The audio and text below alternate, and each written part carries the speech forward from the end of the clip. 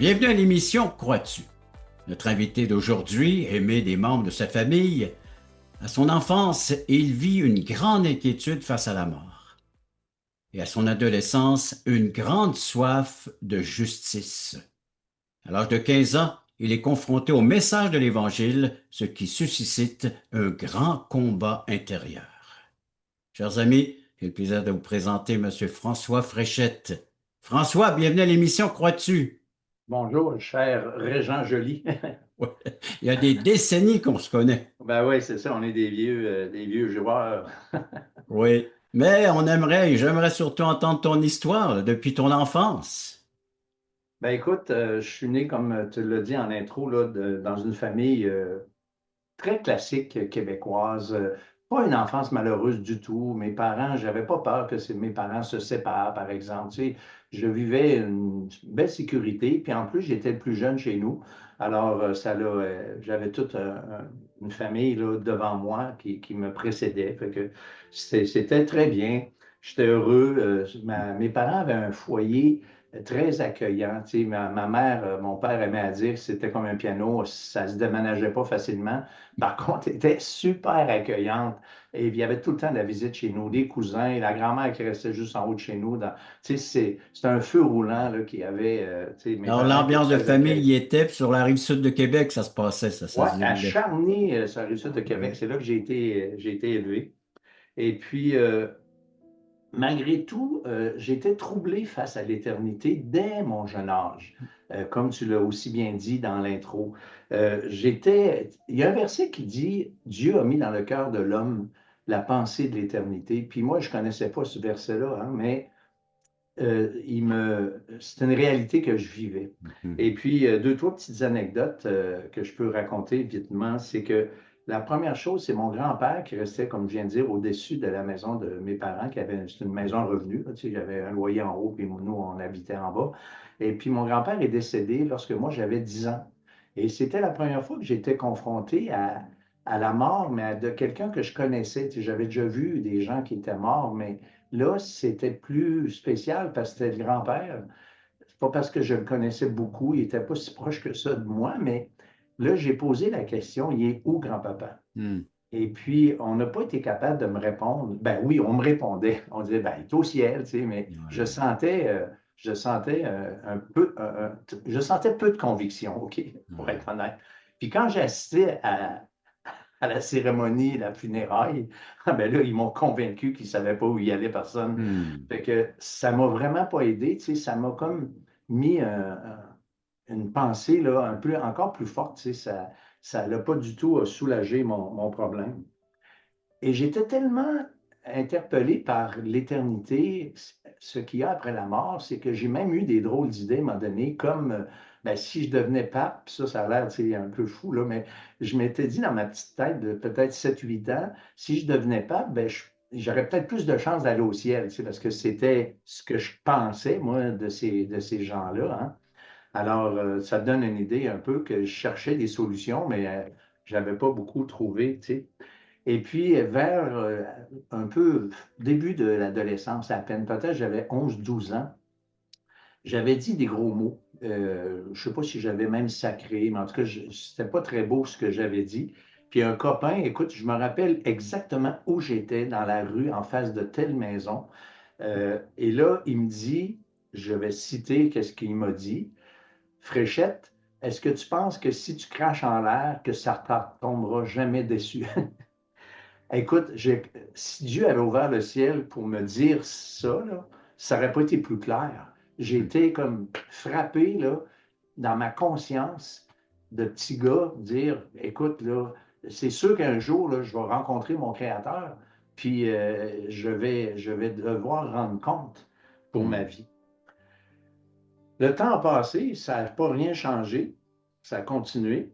Et puis j'arrive à l'étape de l'adolescence. Puis là, presque, je devrais dire préadolescence parce que j'avais Hmm. 12 13 ans.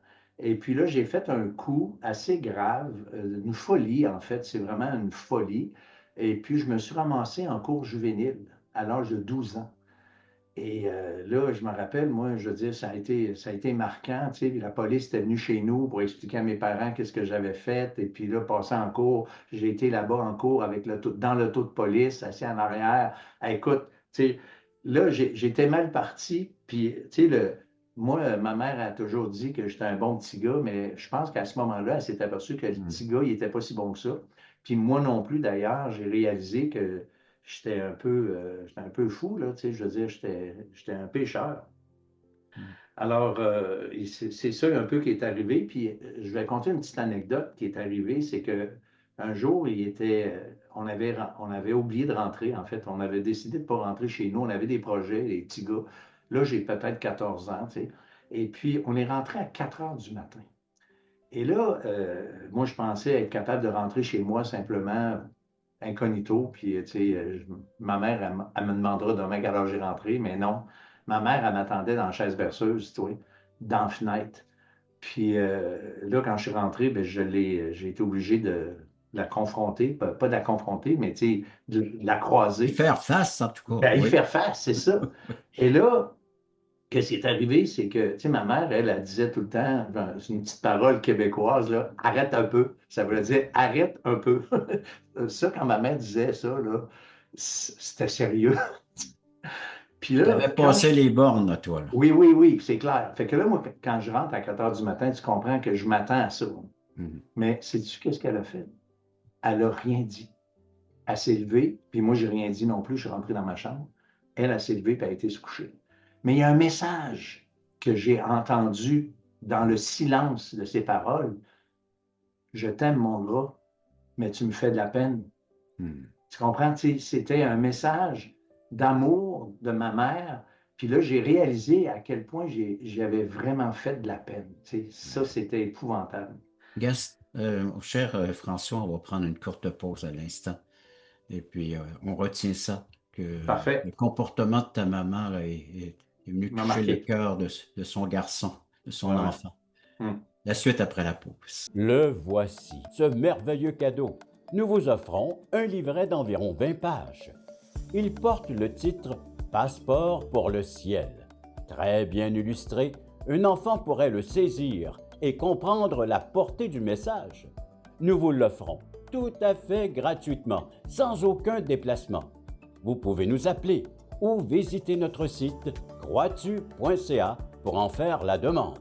Il sera livré directement chez vous. Ce livret est disponible en français, en anglais et en espagnol à la grandeur du Québec et du Canada pour tous ceux qui voudront le recevoir.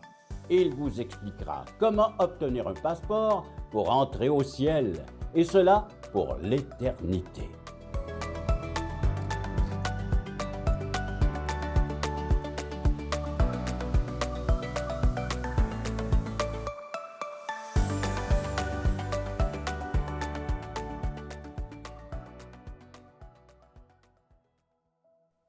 François, donc, touché par le comportement de maman.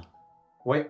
Et puis, un peu plus tard, ce qui m'avait bouleversé, c'est l'amitié de certaines personnes que je croyais être mes amis. Je ne veux pas compter les événements qui m'ont amené à conclure ça, mais j'ai vraiment été frappé à tel point que je me suis dit, ça ne marche pas dans le monde. Dans le sens que ceux que je pensais, quelques-uns que je pensais être mes amis, mais ce n'étaient pas tous des vrais amis. Hmm. C'est eux autres, quand ça faisait leurs affaires, ils étaient là, puis quand ça ne faisait pas leurs affaires, ils n'étaient pas là. Je voyais que l'amitié ne tenait pas sur grand-chose.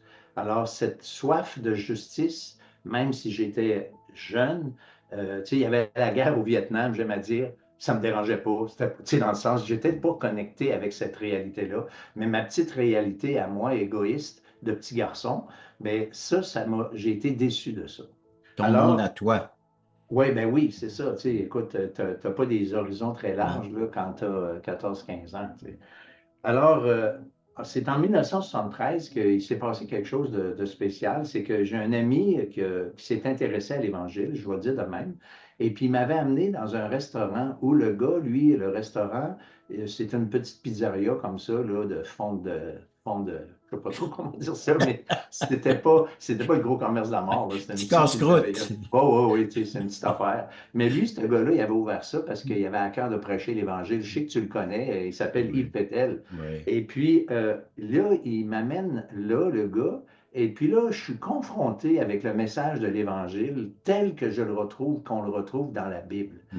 Et là, les questions que j'avais quand j'étais petit gars, elles étaient répondues.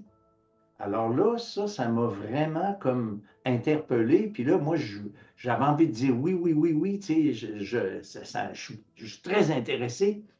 Mais à un moment donné, il m'a montré des versets qui m'ont profondément dérangé, qui n'ont pas fait mon affaire.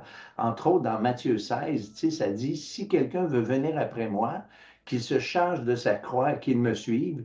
Quiconque voudra sauver sa vie la perdra. Puis quiconque voudra sauver sa vie, va la donner pour l'Évangile, la trouvera. Bon, OK, Ouais. je l'ai dit tout croche, mais on comprend On comprend l'essentiel. l'idée, oui.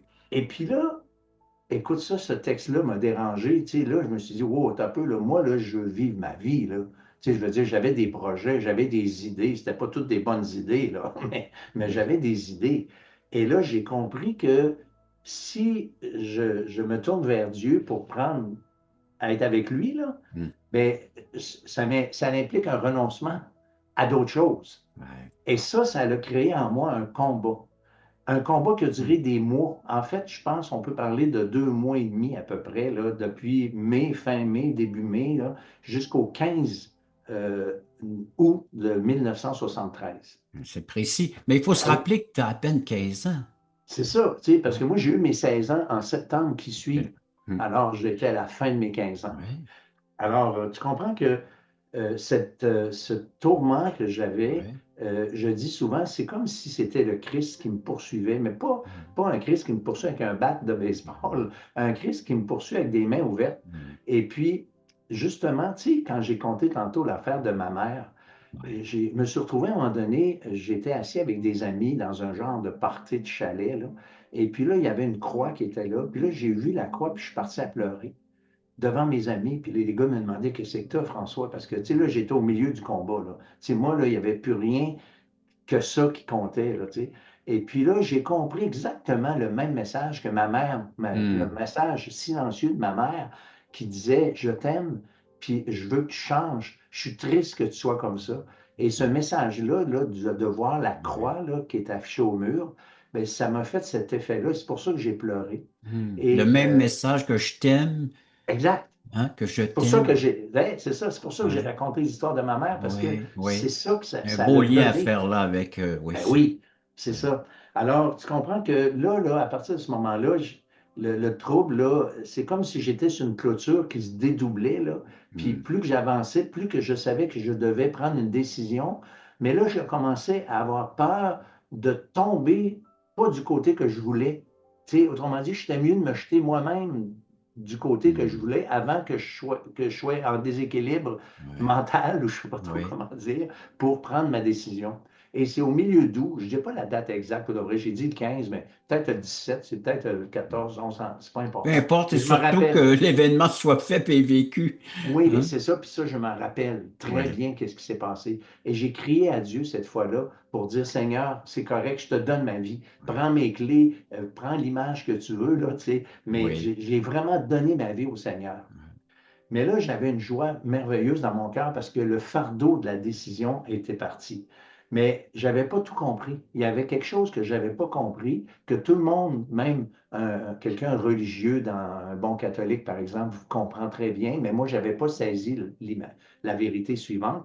C'est que j'ai assisté à une réunion évangélique et puis là, la personne expliquait les souffrances de Jésus, quelles les souffrances physiques, les souffrances Hmm. morales. Et surtout, ce qui m'a bouleversé, c'est quand Dieu l'a abandonné. Tu sais, quand Jésus il dit, mon Dieu, Oui. pourquoi m'as-tu abandonné? La Là, souffrance spirituelle. c'est ça, cette séparation que Oui. le jugement de Dieu qui est tombé sur Jésus à Oui. place de tomber sur moi et qui l'a livré à la mort.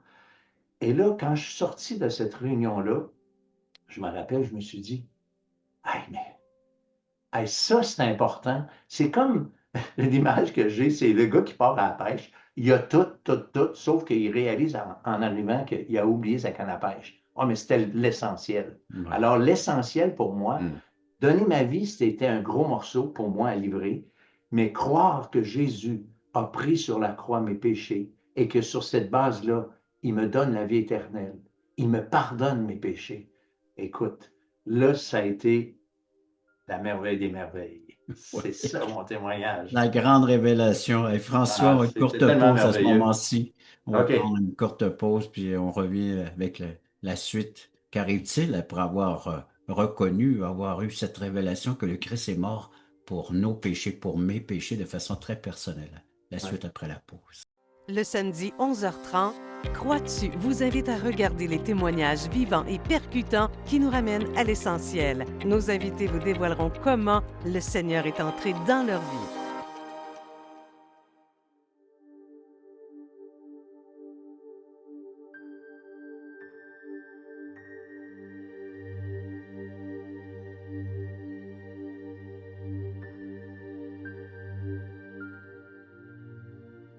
François, quelle découverte ou quelle révélation de la part de Dieu, faire la découverte de son amour manifesté à la croix pour te sauver, te racheter, te laver, purifier de tous tes péchés. Ouais. Écoute, Régent, comme tu as compris, j'étais pas vieux. Et les premières semaines, je savais pas comment partager ça à mes parents. Et j'ai été au moins, je dirais 2 semaines, peut-être même 3 dimanches. Et là, tout ce que je faisais, c'est que je me couchais pas tard le samedi soir. Puis je disais, j'allais à Sainte-Foy, parce qu'à l'époque, j'avais commencé à fréquenter une assemblée évangélique du côté nord. Moi, je restais acharné, comme j'ai dit. Fait que je disais juste, j'allais à Sainte-Foy. Je n'étais pas OK. capable de dire pourquoi j'allais à Sainte-Foy. Et puis, ça n'a pas été très long que j'ai raconté, quand j'ai expliqué à ma mère qu'est-ce qui s'était passé, tout ça. Puis c'était comme un bouleversement pour elle, mais pour elle, ça a été très positif parce qu'elle a tellement pleuré que, enfin, son petit gars, là, tu sais, qui prenait un chemin. Mon père, il a pas beaucoup aimé ça, lui, par Et exemple, parce son que, petit gars a bien tourné. ouais, c'est ça, ça n'a pas trop mal fini.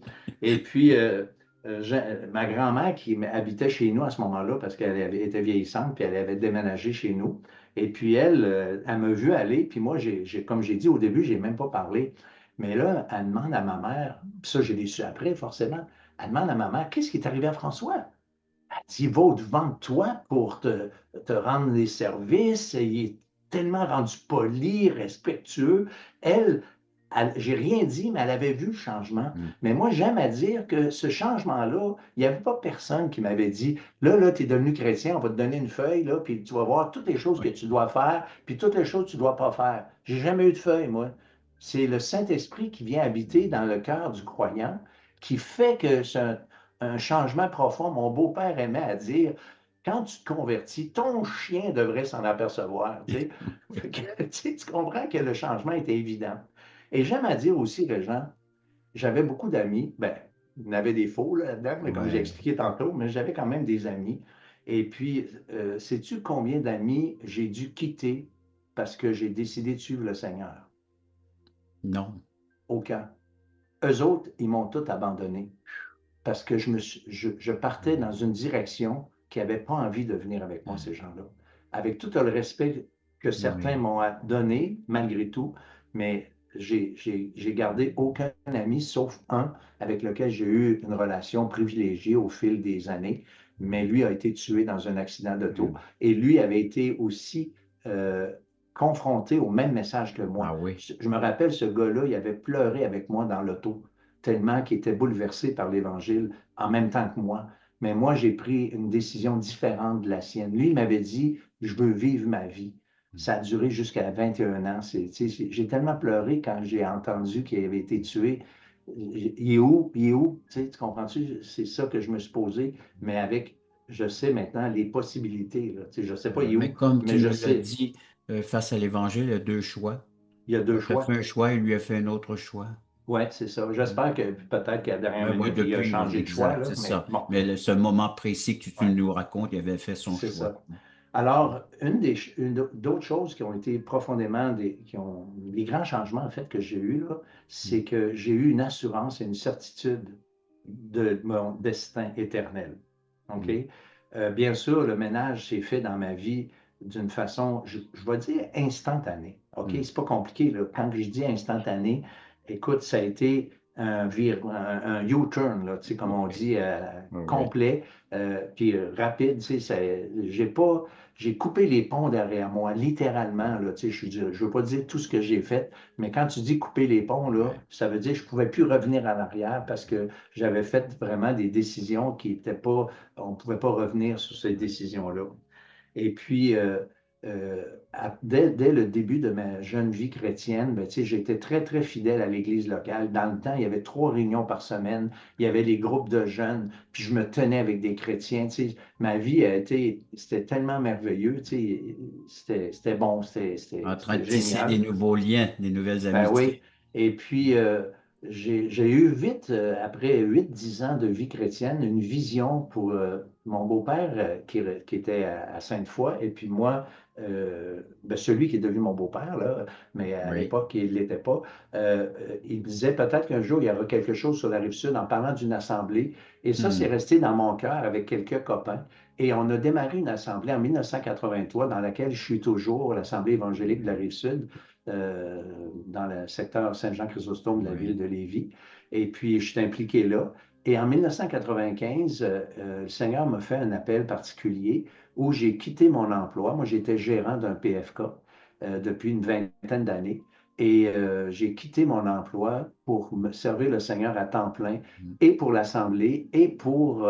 j'étais déjà impliqué avec l'émission de télé, là, L'heure de la bonne nouvelle, depuis 1990. Donc, c'est en 1995 que j'ai quitté mon emploi, même si j'étais déjà impliqué avec l'heure de la bonne nouvelle. Et bien sûr, j'étais impliqué avec l'Assemblée. Tu sais, on démarre une Assemblée, on est une poignée, on s'entend que ça Hmm. occupe, là, tu sais.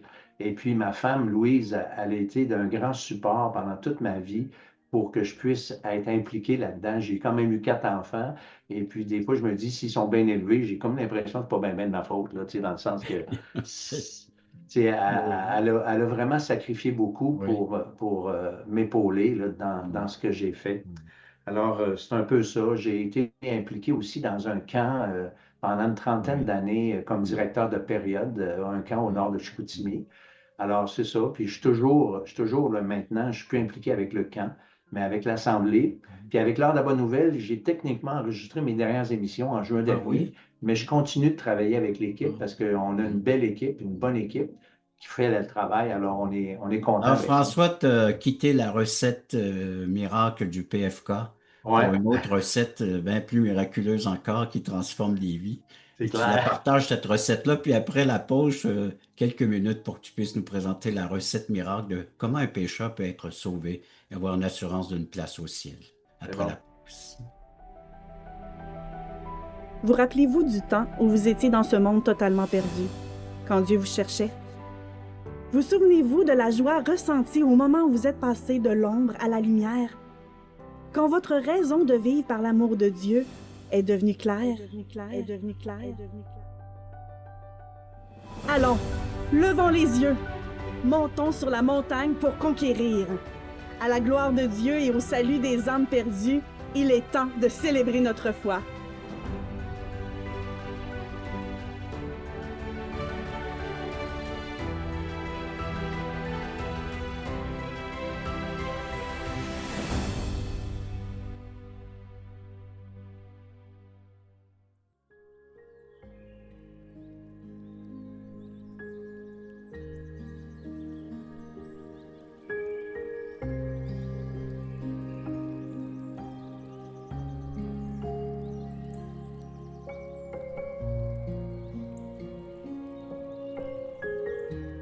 François, il y avait plusieurs questions que tu te posais depuis ton enfance même, adolescence, mais on voit que Dieu t'a donné des réponses. Qu'est-ce que tu dirais aux gens qui se posent peut-être les mêmes questions semblables à celles que tu as déjà Ouais. questionnées? Hmm.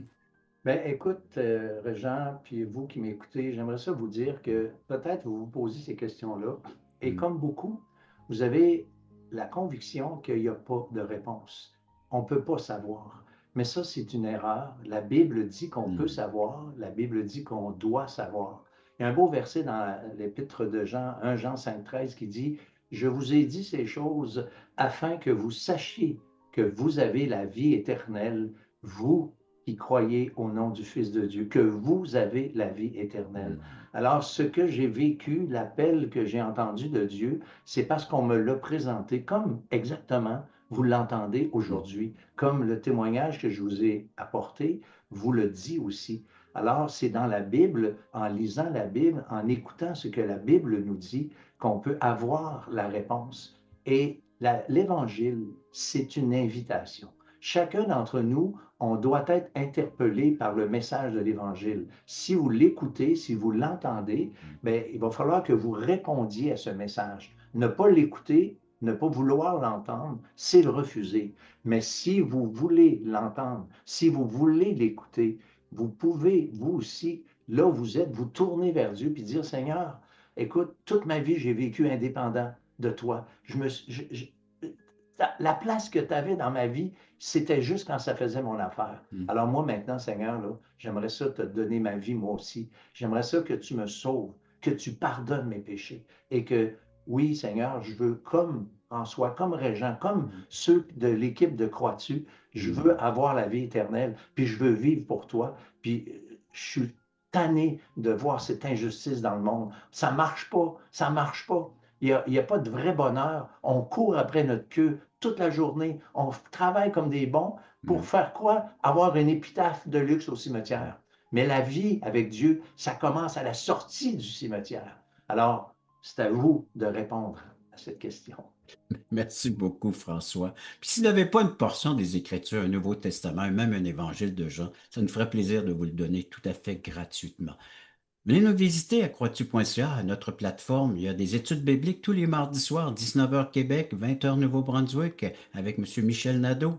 Vous allez voir, ça se passe très bien. Il y a de l'humour, et puis c'est simple, la compréhension de l'Évangile. Samedi à 9h30, vous avez des témoignages de vie comme celui que vous entendez présentement de François. 9h30, c'est en direct sur notre plateforme à croixtu.ca. Littérature, elle est offerte tout à fait gratuitement, entre autres un passeport pour le ciel. À vous d'en faire la demande. Si vous voulez commenter ce que vous avez entendu, vous voulez partager peut-être ce que vous vivez, vous voulez prier avec une personne, ben, appelez-nous, composez le numéro de téléphone que vous voyez présentement à l'écran. Tous ces services sont offerts gratuitement. Alors donc, oui, François, merci beaucoup de ta participation à l'émission Croix-tu. Bienvenue, ça m'a fait continuer plaisir. à te bénir et puis à t'utiliser. Hein? Ce n'est pas une question d'âge, hein? C'est une question de disponibilité. Oui, mais je ne suis pas si vieux que ça quand même, Régent. On a à peu près le même âge. Oui, je suis plus jeune que moi. Ouais. Je dois quitter, puis je dois dire à nos téléspectateurs les remercier d'avoir été à l'écoute de cette autre émission, Croix-tu.